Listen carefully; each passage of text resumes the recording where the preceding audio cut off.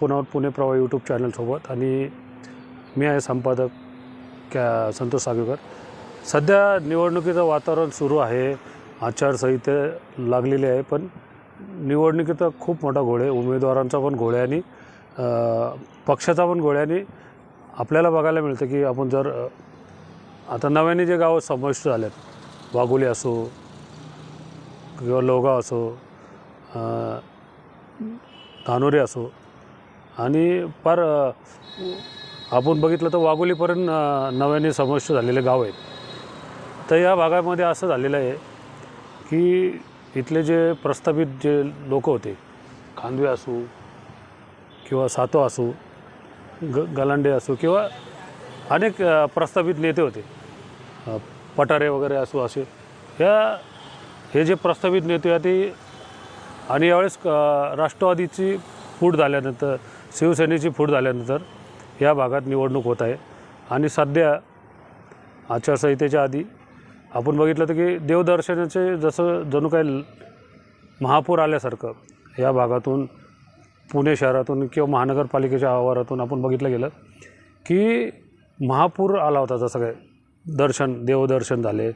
असं। तर या भागात हे जे प्रस्थापित जे आहेत, या सर्वांना सध्याची परिस्थिती अशी की कोण कुठल्या पक्षात जाईल, कोण कुठे निवडणूक लढवेल,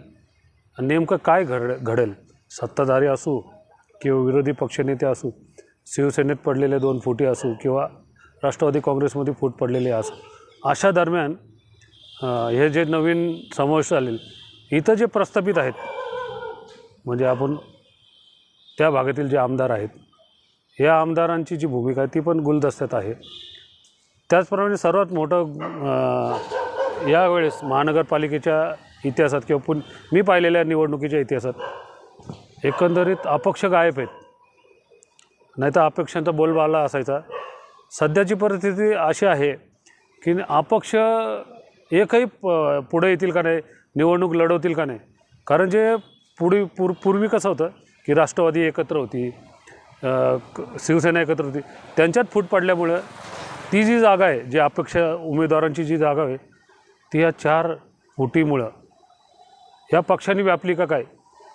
असा प्रश्न सर्वात मोठा आहे। आणि सर्वात महत्त्वाचं म्हणजे ही जे नव्याने जी समाविष्ट झालेली गावं आहेत, या भागात जे नगरसेवक होतील, यांच्या गळ्यात जी नगरसेवकाची माळ पडणार आहे, त्या भागात सध्या घोळात घोळ नेमका का आहे की आमदारांची भूमिका काय असेल, जे इच्छुक आहेत, सर्व पक्षी इच्छुक आहेत, यांची भूमिका काय असेल, हे सर्व गुलदस्त्यात आहे का। याचं मोठं कारण आहे की येथील जोपर्यंत शेवटच्या क्षणापर्यंत AB फॉर्म येत नाही, AB फॉर्म वाटप होत नाही, त्यामुळं कोण कुठल्या पक्षातून लढेल, कोण कोणावर वरचढ होईल, कोण बाजी मारेल, हे सर्व गुलदस्त्यात असल्यामुळं एकंदरीत या भागात जो नव्याने समाविष्ट झाले, या भागात सर्वच व्हेंटिलेटरवर असल्यासारखं आहे का काय, सर्व उमेदवार म्हणा, सर्व पक्ष म्हणा, इव्हन सत्ताधारी पक्ष भाजप जरी असला तर त्याच्यात पण असं सावध भूमिका सगळे घेत आहेत की नेमकं कोण कुठं जाणार आणि कोण कुठं येणार। धन्यवाद।